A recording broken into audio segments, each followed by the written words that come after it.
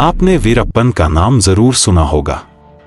आज भी वीरप्पन के जुर्म और खौफ की चर्चा होती रहती है। वीरप्पन इतना खूंखार था कि 3 राज्यों की सरकार ने उसे पकड़ने के लिए सैकड़ों करोड़ रुपए खर्च किए। 100 से ज्यादा पुलिस वालों ने अपनी जान गंवाई थी। वीरप्पन ने कई राज्यों के जंगलों से हाथियों और चंदन का सफाया कर दिया और एक बड़े फिल्मी सितारे और राजनेता का अपहरण करके फिरौती के रूप में करोड़ों रुपए कमाए। सरकार ने वीरप्पन को पकड़ने के लिए उस पर करोड़ों रुपए का इनाम रख दिया था, फिर भी वह पुलिस की पकड़ से वर्षों तक बचने में कामयाब रहा।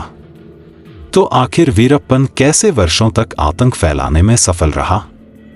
चलिए हम इस वीडियो में वीरप्पन के जीवन की पूरी कहानी जानते हैं। वीरप्पन का जन्म 18 जनवरी 1952 को तत्कालीन मद्रास स्टेट के गोपीनाथन नामक गांव में हुआ था, जो अब कर्नाटक के चामराजनगर जिले के अंतर्गत आता है। वीरप्पन ने बहुत कम उम्र में ही अपराध की दुनिया में कदम रख दिया था। दरअसल उसके चाचा उस समय हाथी दांत के तस्कर के रूप में जाने जाते थे। वीरप्पन अपने चाचा के साथ हाथियों की हत्या करके दांत की स्मगलिंग करने लगा। कई सालों तक वीरप्पन अपने चाचा के साथ काम करता रहा, लेकिन एक समय बाद चाचा से विवाद होने पर उसने चाचा से अलग होकर खुद ही हाथियों की हत्या करना और दांत की स्मगलिंग का धंधा शुरू कर दिया। कहा जाता है कि वीरप्पन ने 200 से 3000 हाथियों की हत्या की। वीरप्पन के इसी आतंक की वजह से कर्नाटक, तमिलनाडु और केरल के जंगलों में बड़े स्तर पर हाथियों का सफाया हो गया। हाथी दांत की तस्करी के अलावा वीरप्पन चंदन की लकड़ी की तस्करी में भी कदम रखता है और देखते ही देखते वह भारत का सबसे बड़ा चंदन तस्कर बन जाता है। जब वीरप्पन अंधाधुन हाथियों की हत्या करने लगता है तो एक फॉरेस्ट अधिकारी चिदंबरम उसे गिरफ्तार करने का प्लान बनाते हैं। लेकिन वीरप्पन को इस बात की भनक लग जाती है और वह चिदंबरम को किडनैप कर लेता है और कुछ दिनों बाद उनकी हत्या कर देता है। यह पहली बार था जब वीरप्पन को राष्ट्रीय स्तर पर मीडिया में जगह मिली।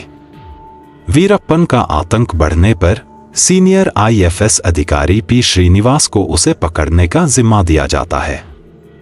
पी श्रीनिवास ने पूरी प्लानिंग करने के बाद आखिरकार वीरप्पन को गिरफ्तार कर लिया था।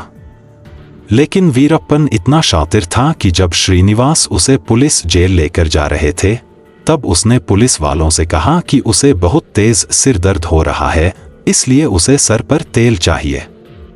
पुलिस वाले उसकी बात मान जाते हैं और वीरप्पन तेल को अपने हाथ में मलकर हथकड़ी को सरका कर भाग निकलने में कामयाब हो जाता है। वीरप्पन की पहली हत्या उस पुलिस वाले की हुई थी जिसने उसे पहली बार पकड़ा था। कुछ दावों के अनुसार उसने पहली हत्या 10 साल की उम्र में ही की थी। पहली हत्या करने के बाद वीरप्पन उन सभी की हत्या करने लगता है जिन पर उसे पुलिस के मुखबिर होने का शक होता है। इसके कारण पुलिस वाले वीरप्पन को पकड़ने की कोशिश करते हैं, लेकिन उन्हें भी अपनी जान गंवानी पड़ती है।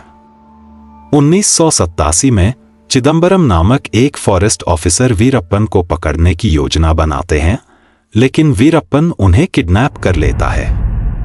उनकी हत्या करने के बाद वीरप्पन का आतंक और बढ़ जाता है। इस दौरान वीरप्पन ने कई अन्य पुलिस अधिकारियों को भी अपनी जाल में फंसाया और उन्हें हत्या का शिकार बना दिया। वीरप्पन अब किडनैपिंग में भी लग जाता है। 1991 में उसने कर्नाटक के एक बड़े ग्रेनाइट खदान के मालिक के बेटे का अपहरण किया और फिरौती के रूप में 1 करोड़ रुपए की मांग की। कई दौर की बातचीत के बाद उसने 15 लाख रुपए में उस बिजनेसमैन के बेटे को आजाद किया। अब तक तमिलनाडु और कर्नाटक सरकार भी वीरप्पन से तंग आ चुकी थी और उसे खत्म करना चाहती थी।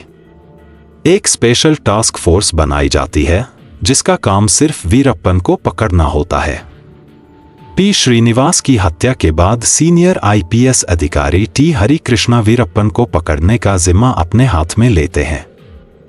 वीरप्पन की कुख्यातता इतनी बढ़ गई थी कि जब वह शकील अहमद नामक एक और बड़े पुलिस अधिकारी को थाने में हमला करके मार देता है तो प्रशासनिक स्तर पर खलबली मच जाती है। इसके बाद पुलिस वाले नए सिरे से योजना बनाने में जुट जाते हैं। बीएसएफ बॉर्डर सिक्योरिटी फोर्स को भी वीरप्पन को पकड़ने की जिम्मेदारी दी जाती है, लेकिन उन्हें स्थानीय भाषा के कारण कठिनाइयों का सामना करना पड़ता है। वीरप्पन और उसकी टीम के सदस्यों ने अलग अलग समय पर 20 से ज्यादा बीएसएफ जवानों की हत्या कर दी। तमिलनाडु सरकार के विरोध के कारण बीएसएफ को जंगल से हटाना पड़ता है। गोपाल कृष्ण नाम के एक अधिकारी को वीरप्पन को पकड़ने की जिम्मेदारी दी जाती है। वीरप्पन को गोपाल कृष्ण के इस कदम की खबर लग जाती है और वह कोल्हापुर गांव के आसपास गंदे गंदे गालियों वाला पोस्टर लगवा देता है। इस पोस्टर में वीरप्पन गोपाल कृष्ण को चुनौती देता है कि अगर दम है तो उसे पकड़ कर दिखाए। जब गोपाल कृष्ण अपने दल के साथ वीरप्पन को पकड़ने के लिए जंगल की ओर बढ़ते हैं तो वीरप्पन एक खतरनाक योजना बनाकर रास्ते में बारूद बिछा देता है।